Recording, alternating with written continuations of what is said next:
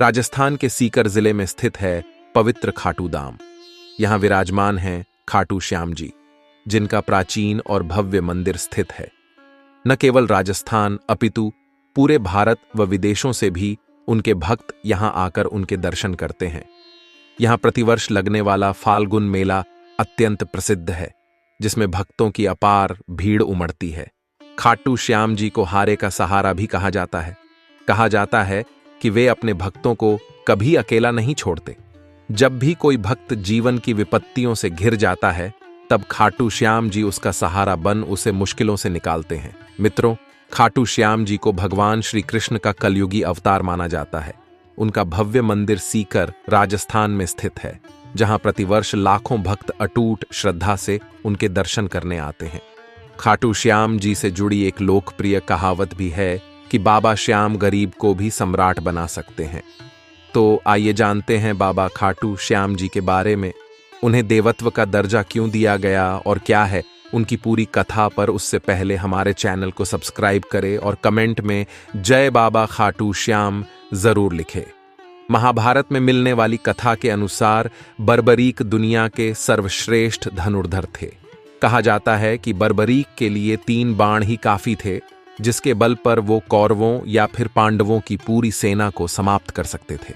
और जब महाभारत का युद्ध शुरू होने वाला था, तो उनकी मां अहिलावती ने उनसे कहा था कि पुत्र जो हारे तुम उसका ही साथ देना। अपनी मां की आज्ञा का पालन करते हुए भीम के पौत्र और घटोत्कच के पुत्र बर्बरीक दोनों खेमों के मध्य बिंदु पर एक पीपल के वृक्ष के नीचे खड़े हो गए और उन्होंने ये घोषणा की कि वो उस पक्ष की तरफ से लड़ेंगे जो हार रहा होगा। भीम के पौत्र बर्बरीक के सामने जब अर्जुन और भगवान श्री कृष्ण उसकी वीरता का चमत्कार देखने के लिए उपस्थित हुए, तब बर्बरीक ने अपनी वीरता का छोटा सा नमूना मात्र ही दिखाया।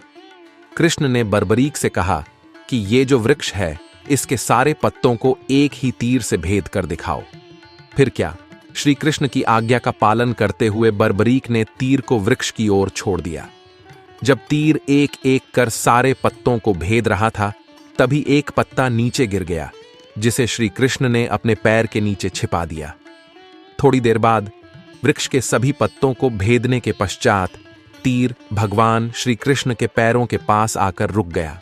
तब बर्बरीक ने कहा, है प्रभु, आपके पैर के नीचे एक पत्ता दबा है, कृपया पैर हटा लीजिए, क्योंकि मैंने तीर को सिर्फ पत्तों को भेदने का आदेश दिया है, आपके पैर को नहीं। ये देख श्री कृष्ण भी आश्चर्यचकित रह गए।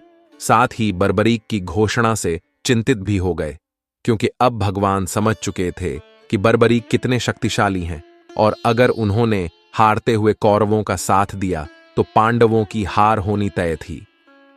ऐसे में भगवान श्री कृष्ण ब्राह्मण का भेष बनाकर सुबह सुबह बर्बरीक के शिविर के द्वार पर पहुंच गए और दान मांगने लगे। बर्बरीक ने कहा, मांगो ब्राह्मण, क्या चाहिए? बर्बरीक इस बात से अनजान थे कि उनके द्वार पर कोई ब्राह्मण नहीं बल्कि स्वयं प्रभु आए थे।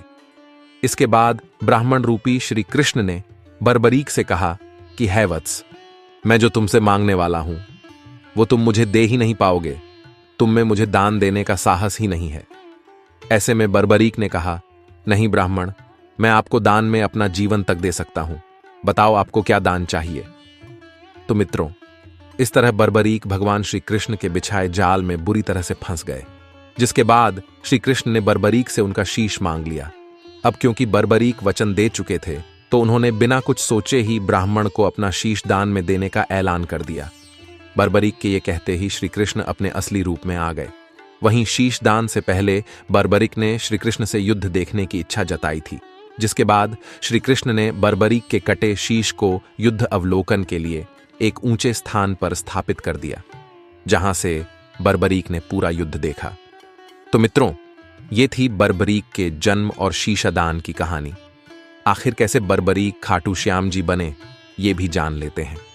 दरअसल युद्ध में विजयी होने के बाद पांडवों में विजय का श्रेय लेने के लिए आपस में वाद विवाद होने लगा। तब श्री कृष्ण ने कहा कि इसका निर्णय बर्बरीक का शीश ही कर सकता है, क्योंकि वही एक है जिसने पूरा युद्ध देखा है। मित्रों, तब बर्बरीक के शीश ने बताया कि युद्ध में सिर्फ और सिर्फ श्री कृष्ण का सुदर्शन चक्र ही चल रहा था, जिससे कटे हुए वृक्ष की तरह योद्धा रणभूमि में गिर रहे थे। वहीं दूसरी तरफ द्रौपदी महाकाली के रूप में रक्तपान कर रही थीं। बर्बरीक की इन बातों से श्री कृष्ण बेहद प्रसन्न हुए और उन्होंने बर्बरीक के कटे शीश को वरदान दिया कि कलयुग में तुम मेरे श्याम नाम से पूजे जाओगे। तुम्हारे स्मरण मात्र से ही भक्तों का कल्याण होगा और धर्म, काम और मोक्ष की प्राप्ति होगी। और मित्रों, इसके बाद ही बर्बरीक को खाटू श्याम जी के नाम से पूजा जाने लगा। तो मित्रों, ये थी खाटू श्याम जी की असली कहानी, जिससे आज भी कई लोग अनजान हैं। आप में से कौन कौन उनकी इस कहानी को जानता था, हमें कमेंट करके जरूर बताएं।